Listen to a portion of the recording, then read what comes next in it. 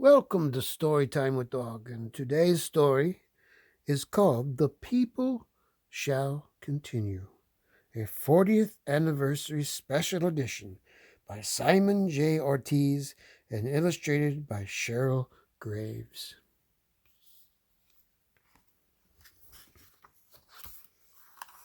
Some of you may have read this already. It's been around for 40 years. So. All right, let's begin. Many, many years ago, all things came to be. The stars, rocks, plants, rivers, animals, mountains, sun, moon, birds, all things. And the people were born. Some say from the ocean. Some say from a hollow log. Some say from an opening in the ground. Some say from the mountains. In the northern mountains and on the plains, in the western hills and on the seacoasts, in the southern deserts and in the canyons, in the eastern woodlands and on the Piedmonts. Some people fished, others were hunters. Some people farmed, others were artisans. Their leaders were those who served the people. Their healers were those who cared for the people. Their hunters were those who provided for the people. Their warriors were those who protected the people. The teachers and the elders of the people all taught this important knowledge. The earth is the source of all life. She gives birth.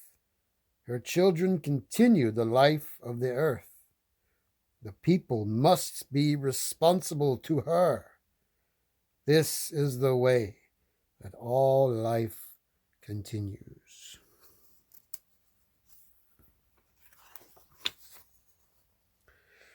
The people of the many nations visited each other's lands. The people from the north brought elk meat. The people from the west gave them fish. The people from the south brought corn. The people from the east gave them hides. When there were arguments, their leaders would say, "Let us respect each other. We will bring you corn and baskets.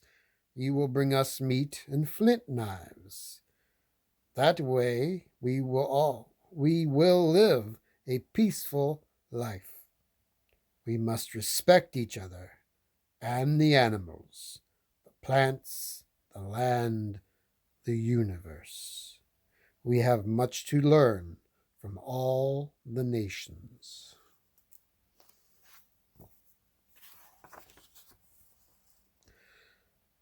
Nevertheless, life was always hard. At times, corn did not grow and there was famine. At times, winters were very cold and there was hardship. At times, the winds blew hot and rivers dried. At times, the people grew uneasy among themselves. The learned men and women talked with each other about what to do for their people. But it was always hard. They had to have great patience, and they told their people, "We should not ever take anything for granted. In order for our life to continue, we must struggle very hard for it."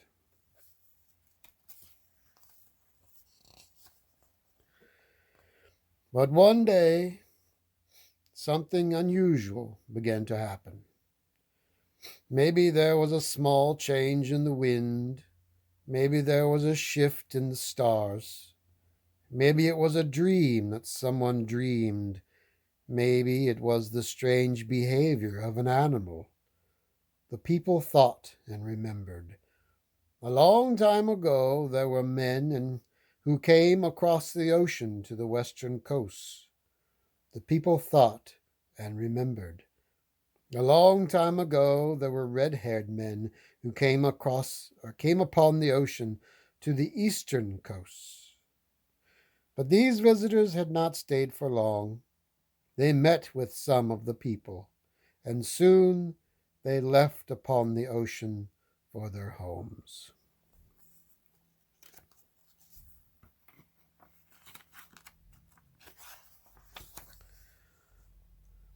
But now the people began to hear fearful stories.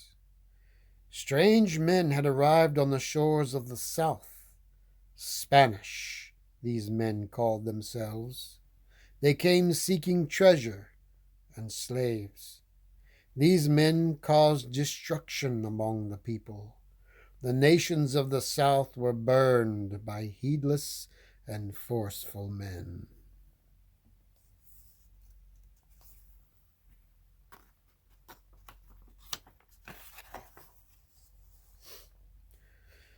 Soon there were other dreadful stories.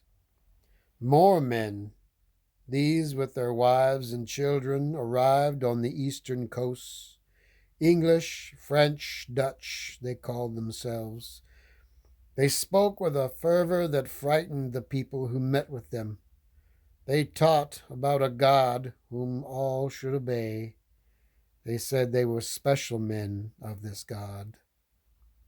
Soon the people saw the destruction of their nations. They soon found out it was the aim of the English, French, and Dutch to take their lands. The rich and the powerful of these men formed an American government. They wanted the land because it was fertile with forests and farmland and wealthy with precious minerals. And they wanted the people to serve them as slaves.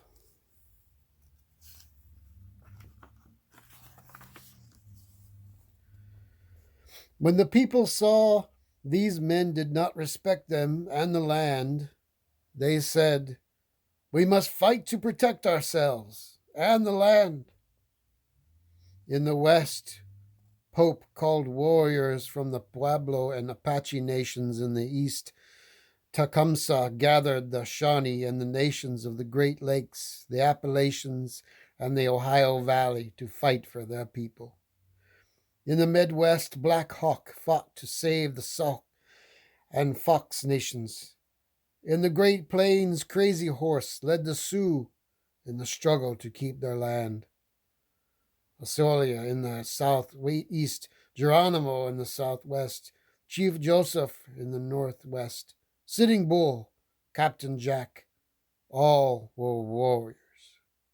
They were warriors who resisted and fought to keep the American colonial power from taking their lands.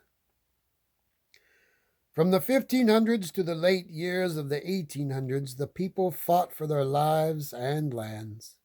In battle after battle, they fought until they grew weak. Their food supplies were gone, and their warriors were killed or imprisoned. And then the people began to settle for agreements with the American government.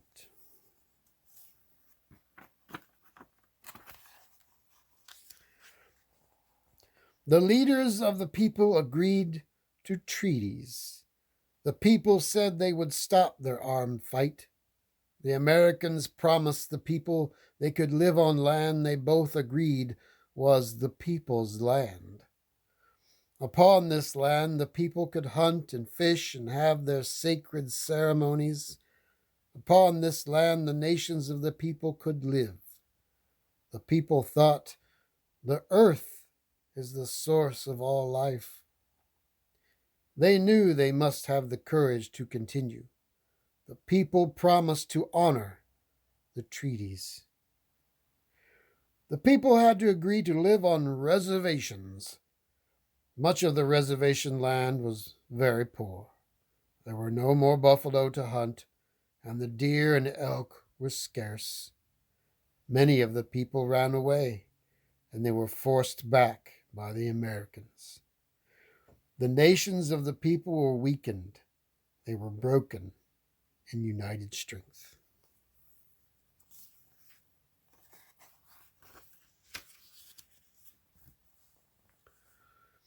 Soon more Americans came.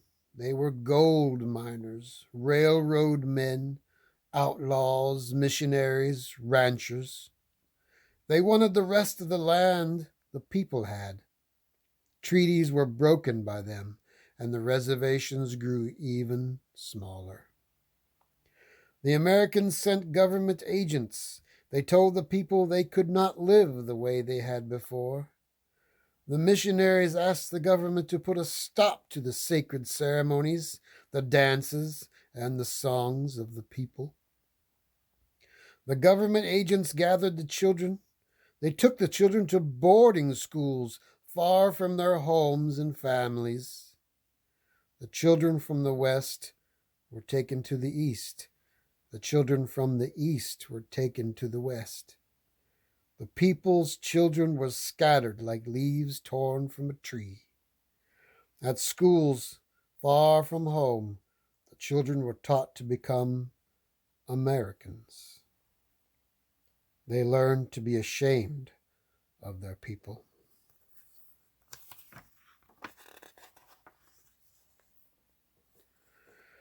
The people went to schools. They went to Christian churches. They served in the American army. Some even almost became Americans. But they were still the people. They farmed and raised livestock. They made and sold crafts for a living. Nevertheless, the people were very poor. There were no jobs on the reservations. Even though they didn't want to, many of the people had to leave. They were moved by the government into the cities across America: Oakland, Cleveland, Chicago, Dallas, Denver, Phoenix, Los Angeles. They worked in factories, on railroads, in businesses, even for the government.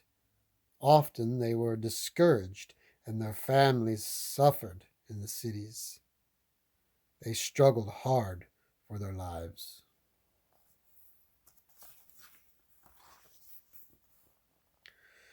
All this time, the people remembered. Parents told their children, "You are Shawnee. You are Lakota. You are Pima. You are Acoma. You are Tlingit. You are Mohawk. You are all these nations of the people." The people told each other, "This is the life of our people. These are the stories and these are the songs. This is our heritage." And the children listened. "This has been the struggle of our people. We have suffered, but we have endured," the parents said. "Listen," they said, and they sang the songs. "Listen," they said, and they told the stories. "Listen," they said, "this is the way our people live."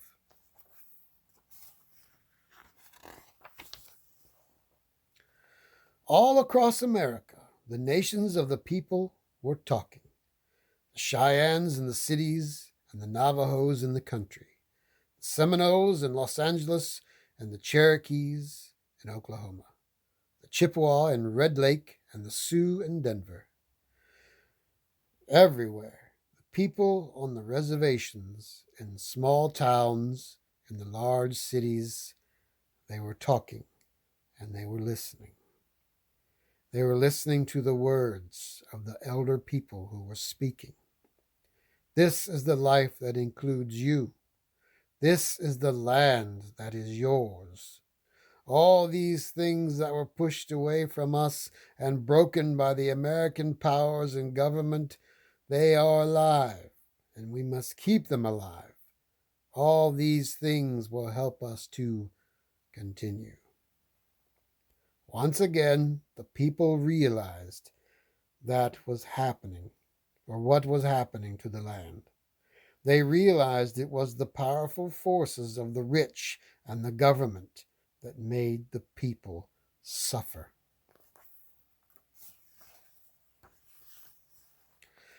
The people looked around them and they saw black people, Latino people, Asian people, many white people, and others who were kept poor by American wealth and power. The people saw that these people who were not rich and powerful shared a common life with them. People realized they must share their history with them.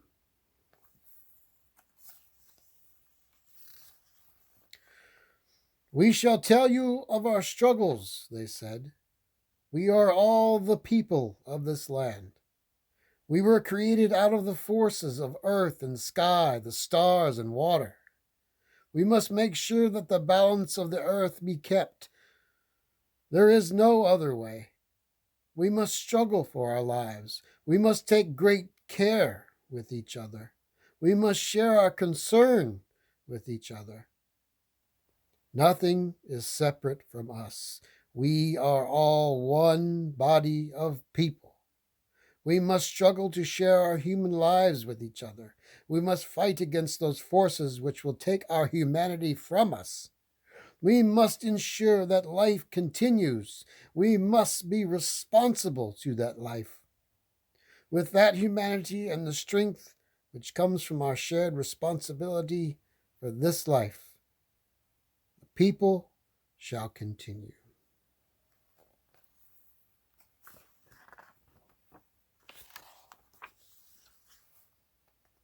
And there's an author's note. If you'd like to read it, you can pause it.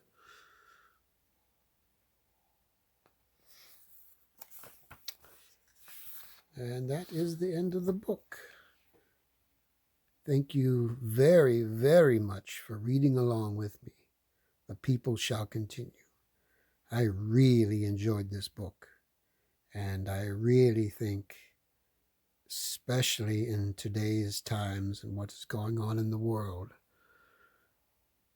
everyone, not just children, but everyone should read this book. Well, thank you for coming to Storytime with Dog, and I will see you next time.